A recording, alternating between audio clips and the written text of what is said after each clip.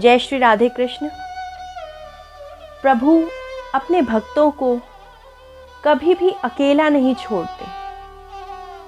कितनी भी विकट परिस्थिति क्यों ना आ जाए, प्रभु उस परिस्थिति से अपने भक्त को उभार ही लेते हैं। और जब बात आती है मेरे कान्हा की, तो उनके तो क्या ही कहने। अनेकों अनेक लीलाएं की हैं उन्होंने, और आज भी किसी न किसी रूप धारण कर वे अपने भक्तों को हर विकट परिस्थिति से उभार ही लेते हैं। इसी प्रकार एक पौराणिक कथा मैं आप लोगों के समक्ष लेकर आई हूँ। एक बार एक राजा श्री कृष्ण का एक मंदिर बनवाता है, परंतु वह स्वयं वहाँ पूजा नहीं करता। उस मंदिर के लिए वह एक पुजारी रखता है। वह पुजारी दिन रात प्रभु भक्ति में लीन रहता था, प्रभु की सेवा करता था। सवेरा होते ही वह प्रभु को स्नान करवाता, उसके पश्चात भोग अर्पण करता, उन्हें फूलों की माला अपने हाथों से पिरोकर पहनाता। शाम के समय संध्या आरती के बाद राजा उस मंदिर में आता। वह पुजारी जो माला प्रभु के गले में सुबह डालता था, उस माला को उतारकर राजा के गले में डाल देता। इस प्रकार कई दिन बीत गए, कई सालों साल यही प्रक्रिया चलती रही। एक दिन राजा ने अपने सेवक के हाथ एक संदेशा भिजवाया। वह पुजारी से उस सेवक ने कहा कि आज राजा दर्शन के लिए नहीं आएंगे, इसलिए संध्या आरती के बाद उनका इंतजार ना करें। पुजारी ने संध्या आरती की।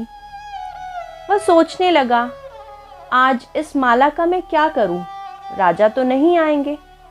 उसने सोचा, इतनी उम्र बीत चली है, वृद्धावस्था में आ चुका हूं, न जाने एक पल का भी नहीं पता कब आंखें मूंद लूं। उसने वह माला उतारी व अपने ही गले में डाल दी। इतने में एक सेवक दौड़ा आया। वह कहने लगा कि राजा की सवारी मंदिर की ओर प्रस्थान करने वाली है। पुजारी घबरा गया कि आज क्या होगा, आज तो मैं नहीं बचूंगा। उसने आनन फानन में उस माला को अपने गले से उतारा, वह वापस श्री कृष्ण के गले में उसको डाल दिया। अब राजा मंदिर में प्रस्थान करता है। पुजारी उसी माला को कान्हा के गले से उतारकर राजा के गले में डाल देता है, परंतु राजा उस माला में एक सफेद बाल देखता है। वह समझ जाता है कि जरूर इस माला को पुजारी ने अपने गले में पहना होगा। वह बहुत क्रोधित होता है। उस पुजारी से पूछता है, क्या तुमने इस माला को धारण किया था? पुजारी कहता है, नहीं। राजा उससे सफेद बाल का कारण पूछता है। वह पुजारी कहता है कि यह सफेद बाल तो कान्हा का है, श्री कृष्ण का है यह सफेद बाल। राजा को और गुस्सा आता है। वह समझ जाता है कि प्रभु के सफेद बाल नहीं हो सकते। वह कहता है कि सुबह प्रभु का श्रृंगार मैं करूंगा, और अगर प्रभु के बाल सफेद ना हुए तो तुम्हें फांसी की सजा दी जाएगी। पुजारी घबरा जाता है। रात भर प्रभु के चरणों में गिरकर रोता रहता है। वह कहता है, प्रभु बहुत बड़ा अपराध कर दिया मैंने आज, आप ही माफ कीजिए, कुछ ना कुछ निवारण आप ही कीजिएगा। यह कहते कहते रोता रोता पुजारी प्रभु चरणों में ही सो जाता है। जैसे ही आंख खुलती है, क्या देखता है कि सुबह हो चुकी है। मंदिर में राजा श्रृंगार के लिए आ गए हैं। राजा आकर श्री कृष्ण के श्रृंगार के लिए उनका मुकुट उतारते हैं। मुकुट उतारते ही वे देखते हैं कि प्रभु के तो सारे बाल सफेद हैं। वह समझ जाता है कि जरूर पुजारी ने कुछ किया है, प्रभु के बाल सफेद रंग दिए हैं। वह एक बाल तोड़कर देखता है, परंतु क्या देखता है कि जैसे ही उसने एक बाल तोड़ा, प्रभु के सिर से खून की धारा बहने लग जाती है।